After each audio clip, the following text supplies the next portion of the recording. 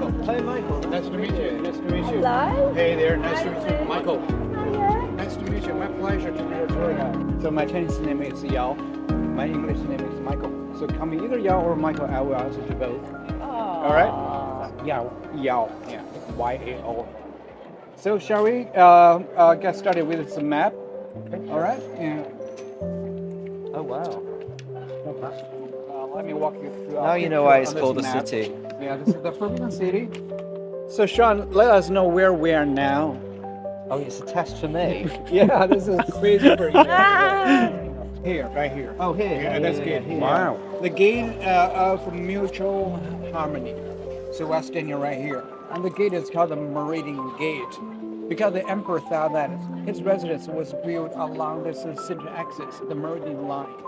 And the gate stands at the southern part of this Meridian line should be called the Meridian Gate. And the central entrance over here, which was reserved for the emperor only back in the days. Only the empress and those scholars who scored the highest have the honor, have one shot in their lifetime to walk through the central entrance back in the days. Wow. The other two smaller ones were reserved for the high-ranking officials and ministers. Okay? And the Forbidden City. I have a question for you, Shaun. Why it is called the Forbidden City? Because no one else was allowed in. That's right. Yeah, make a lot of sense by its name. Forbidden place for the common civilians. That's why it's called Forbidden City. And the construction of the Forbidden City started in 1406, which took 14 years and completed in 1420. So, what the age of the Forbidden City? Yeah, this year right now, this is 2024, and which is completed in 1420. The age of the Forbidden City is. That you calculated out. 2024 minus 1420, that is over 600 years. Yeah, 604 years. That's the age of the Forbidden City. 24 emperors lived in the Forbidden City for 500 years, and which used as a palace museum, one of the largest museums in the world, and collected 1.86 million artifacts in this museum. And which used as a palace museum for nearly 100 years, from 1924 till now.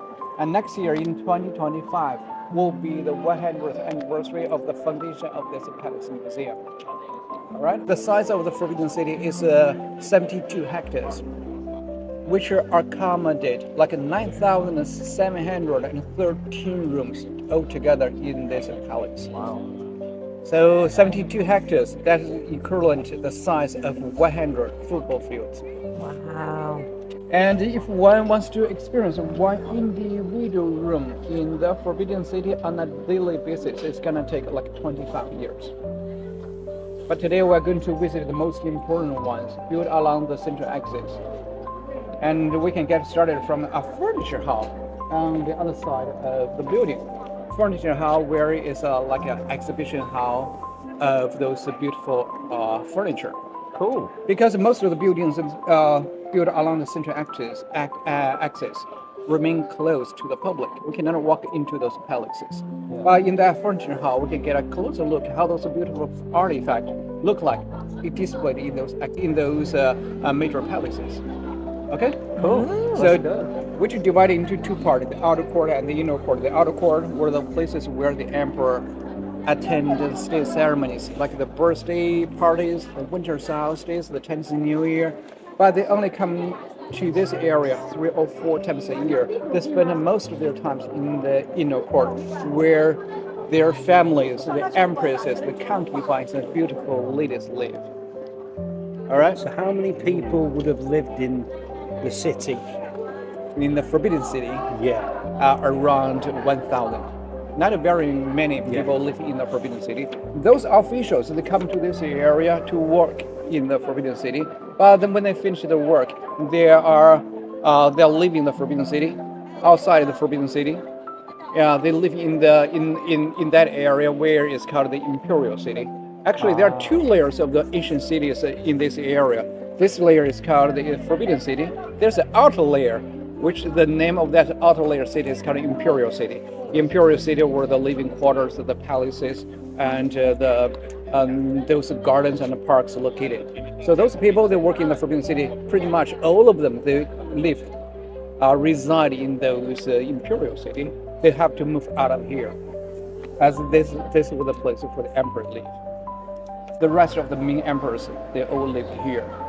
And then this was the last emperor in the Ming. His dynasty was attacking by those peasant uprising army. They defeated those the Ming dynasty. This emperor who committed suicide by hanging himself at the hill, which located behind the Forbidden City, which marked at the end of the Ming dynasty. Wow. And then those peasant uprising army, they were fighting against this dynasty. They occupied the Forbidden City for 28 days only. Later on, those Manchurian people, they came from northeast, and they came into Beijing, defeated those peasant uprising army, drove them out of the Forbidden City, and then they took over the whole country and started a new dynasty, which is called the Qing dynasty.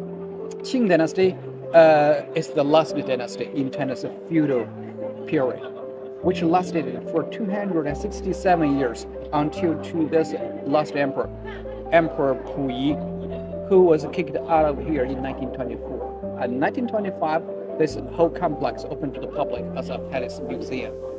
That's an introduction about this area. Let's get started from the central access over here, and let's go a little bit further that way to see the furniture hall. Okay. Okay, any questions? Why did he kill himself? Yeah, that's a good question. Because back in the days, in April 1644, those peasant uprising army they made their way into Beijing. This emperor was trying to summon his ministers and officials to fight those people off, but nobody responded. Nobody helped him. He felt so helpless, and went mad, and got so desperate and went up to that hill. And So his armies were just not responding to him. no, the army was under his control for a long time, but finally most of those army were defeated by those peasant uprising army. And then, Right. yes, So it's they'd like already surrendered, really. Yeah. yeah, well, pretty most of them, and they also have other forces, the military armies stationed far away from the city of Beijing. Then they took over the dynasty. That emperor killed himself at the age of only 34. So that's my age. and he didn't have any children. He actually he has many children, and before he killed himself, he asked those eunuchs to send three his sons out of the Forbidden City, and asked those eunuchs to disguise those sons in plain clothes, like the common civilians, and asked them if there's a chance you're supposed to revive the great Ming dynasty, and who say goodbye to those boys, and he cried out. And unfortunately, those three sons were captured and killed later on. And he also gave the order to his empress, asked her to commit suicide. She took the order and committed suicide in her own palace, hung herself in that palace. And as well, he was trying to kill his daughter, but his daughter lifted up her arm, tried to stop his father's killing, and her arm just chopped off, and she passed out. Her father tried to lift up the sword and continue his killing, but he was trembling, he was crying. He told his daughter that you are not supposed to born in the royal family, and he also killed many of his concubines, and then made his way to that hill, committed suicide. So was that expected for him to do? Yes. He said that I will die for my dynasty. I will sacrifice myself and my family for the dynasty. And he took his promise and finally killed himself. So after the decline of the dynasty in 1911, they were considered as the common civilians. No royal families, no emperors existed in this country, even after 1911. Okay. Yeah. So there's no royal family here. No, not now. There's no royal family in China. Yeah, Thailand's still got a royal family. And Japan as well. Japan as well. Because those emperor, there's one emperor, the second emperor from the end of the Qing Dynasty. He wanted to reform the country for modernization. He wanted to take the policy, adopted the policy like what they did in Japan. But the dragon lady, the very powerful lady, she said that I would rather lose out the country than carry out the reform. She spread the reform and killed those scholars. And then she wanted to continue her dynasty for forever. And then 3 years later, after she passed away, the dynasty was over. That's why there's no royal families and emperors existing in this country now. But because they didn't compromise with the development of the world. Yeah. They were trying to keep their dynasties living for forever.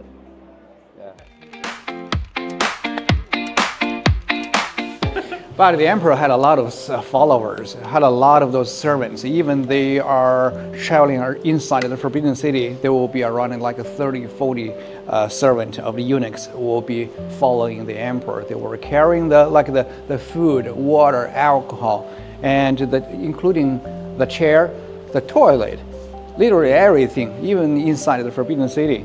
So when they went out for hunting or go to Mongolia, there will be like several thousand, 10 or 20,000 people will be staying with the emperor. So is it true, I've watched Zhuan, and is it true that they would sit on those sedan chairs and be carried on their shoulders? Is that accurate? Yeah, that's accurate. Wow. Even inside of the Forbidden City, they'll be carried around on the sedan chair. Wow. You will be seeing one. I'll show you the video clip about that movie, The Last Emperor. Yeah. There's a sedan chair Shaun in that movie. Yeah. Because those emperors in the Qing Dynasty, they originated from this hunting tribe. So the hunting is part of their traditions. Actually, the emperor, Qianlong, who had people to make this chair or throne by the whole side of the deer horns or deers hunted by his grandfather.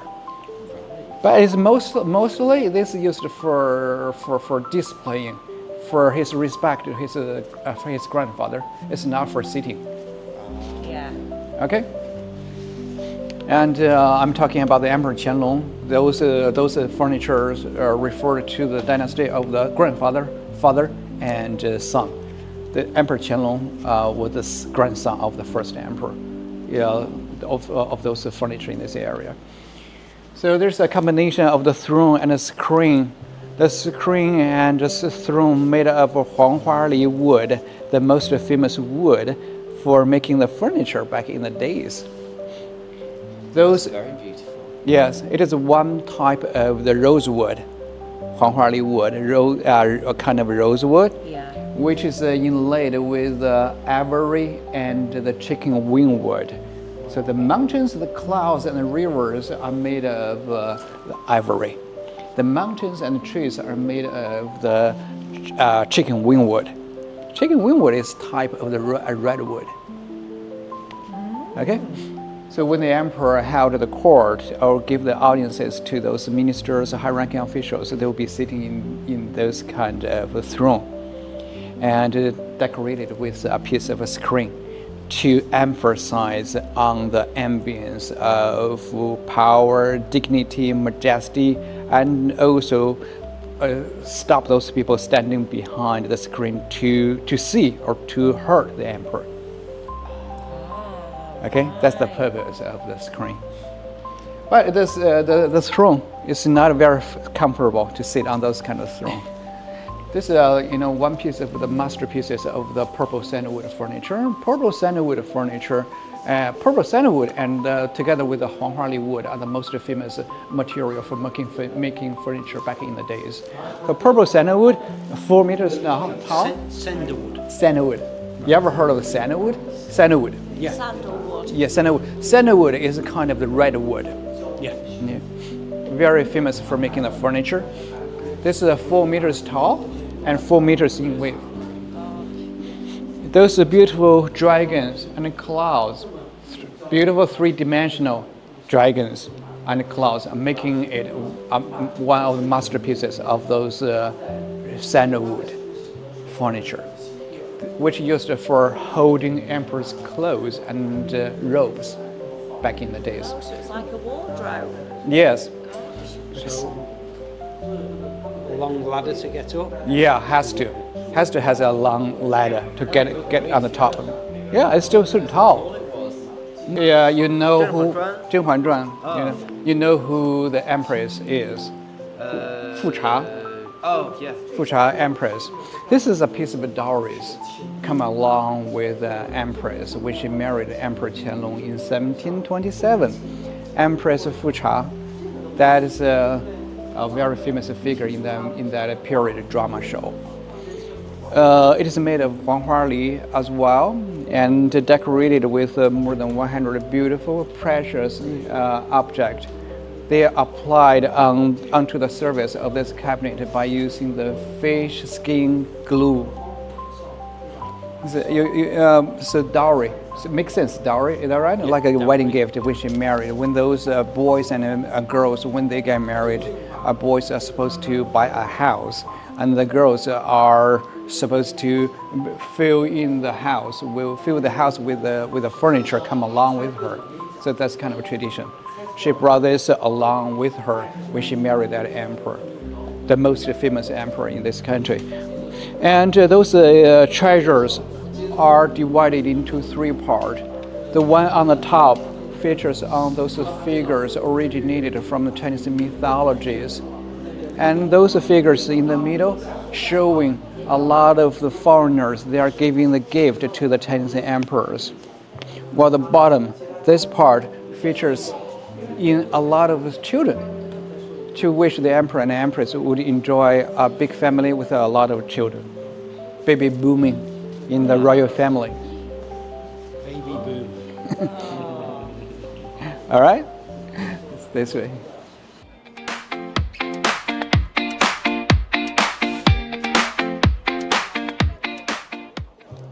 Yeah, this is the oldest cauldron that kept in the Forbidden City, which used for making potions. But you're kind of right. Really? Yes, but not here.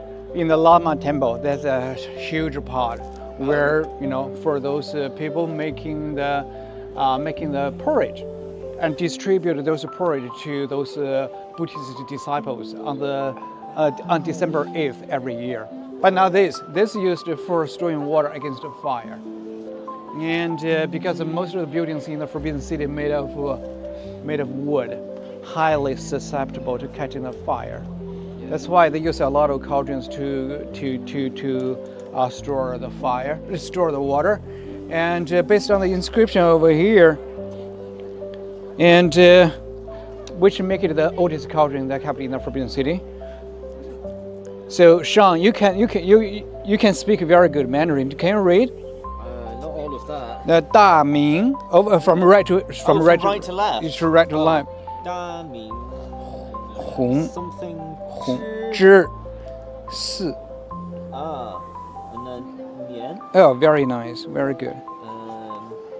Yu. That one is yu. That one is harder. Yong. 对，用蒸 Jian. 煎 Ji. 煎鸡日 Zao. Very nice. Yeah, wonderful. Yeah. Because a lot of local people can read all of them. Those characters are the complete traditional characters. Those characters are simplified in 1950s. So Da Ming refers to the Great Ming Dynasty. Hongzhi is the title of that emperor's reign. And 4 年, 4th year into his reign, that was in the year of 1491, the oldest one. There used to be 308 such cauldrons in the Forbidden City, but now there are only 231 left. Many of them were plundered away by those Japanese invaders in 1940s. 1491, and this emperor who ruled the country for 18 years, and he was also the inventor of the toothbrush. You can Google him. Who was the inventor of the toothbrush? His name will be popping up. Wow. Yeah, in the search engine. So very nice emperor. Only one empress, no other ladies. only monogamous emperor in China's history. He didn't have concubines? No, no concubine, no ladies at all. Wow. That's kind of controversial. Yes, it is. That's why only 1 out of 500 emperors. Yeah. Only one, yeah. So there's an air hole underneath the cauldron where they set up the fire during the winter time to keep the water inside the cauldron from freezing. Oh, right. Because it's freezing cold. Yeah, during that the makes winter, sense. during the winter time. Yeah. So the winter is coming in soon, on November 15th. The temperature going to drop a little bit tomorrow, the day after tomorrow, getting colder and colder. But anyway, this is the best traveling season in Beijing now.